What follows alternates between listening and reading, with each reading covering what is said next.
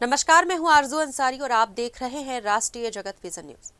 छत्तीसगढ़ सरकार के 2 साल पूरे होने पर पंचायत एवं ग्रामीण विकास मंत्री विजय शर्मा ने नया रायपुर स्थित संवाद में प्रेस कॉन्फ्रेंस कर अपने विभाग की उपलब्धियों की जानकारी दी।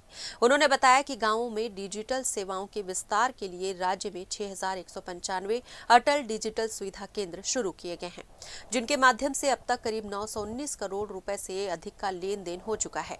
इसके अलावा समर्थ पंचायत पोर्टल और ग्राम संपदा मोबाइल ऐप जैसी पहल के जरिए ग्रामीण सेवाओं को सरल और पारदर्शी बनाया गया है। मंत्री शर्मा ने पंचायत चुनाव का उल्लेख करते हुए कहा कि प्रदेश में चुनाव शांतिपूर्ण और व्यवस्थित तरीके से संपन्न हुए। पीएम जनमन योजना के तहत सड़कों के निर्माण की जानकारी देते हुए उन्होंने बताया कि महासमुंद जिले में अमेठी से कमारडेरा, डूमरपाली से कमारडेरा, मामा भांचा से कमारडेरा और जोरातराई से कमारडेरा तक सड़कें बनाई जा रही है। उन्होंने कहा कि ये एक प्रयोग है और इसके सफल होने पर भविष्य में वेस्ट प्लास्टिक से सड़क निर्माण को बढ़ावा दिया जाएगा। इसके साथ ही उन्होंने प्रधानमंत्री आवास योजना के तहत चल रहे कार्यों की भी जानकारी साझा की।